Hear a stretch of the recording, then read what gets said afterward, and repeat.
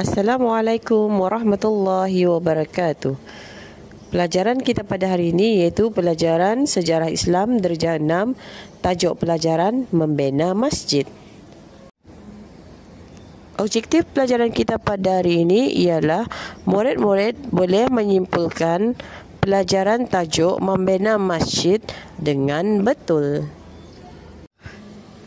Setelah Rasulullah sallallahu alaihi wasallam dan Sayyidina Abu Bakar As-Siddiq radhiyallahu an keluar dari rumahnya dan bersembunyi 3 hari di Gua Thur, mereka meneruskan perjalanan ke Madinah melalui jalan-jalan yang sukar dan mengelakkan dari dikesan oleh kaum Quraisy. Dalam perjalanan ke Madinah, Rasulullah sallallahu alaihi wasallam dan Sayyidina Abu Bakar As-Siddiq radhiyallahu an sampai di suatu tempat bernama Quba pada 2 Rabiul Awal tahun pertama Hijrah bersamaan 622 Masihi. Masa singgah di Quba, Rasulullah sallallahu alaihi wasallam telah mendirikan masjid yang masyhur dengan nama Masjid Quba. Rasulullah sallallahu alaihi wasallam bersama sahabat-sahabatnya telah menunaikan sembahyang Jumaat dan baginda berkhutbah di masjid itu. Itulah sembahyang Jumaat dan khutbah yang pertama di dalam Islam. Ini adalah gambaran Masjid Quba yang dulu dan yang telah diperbaharui masa ni. Setelah Rasulullah sallallahu alaihi wasallam sampai di Madinah pada 12 Rabiul Awal tahun pertama Hijrah bersamaan 622 Masihi, baginda telah membina masjid yang dikenali sebagai Masjid Nabawi. Bangunan masjid ini dibuat daripada batu bakar, batangnya daripada batang pokok kurma dan atapnya daripada daun kurma.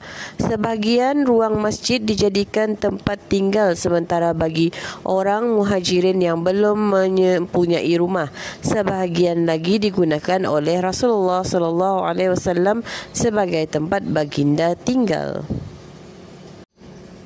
Di Masjid Nabawi inilah Rasulullah sallallahu alaihi wasallam dan para sahabat mengerjakan ibadah sembahyang. Pada ketika itu arah kiblat menuju Baitul Muqaddis di negeri Syam yang dikenali dengan nama Syria.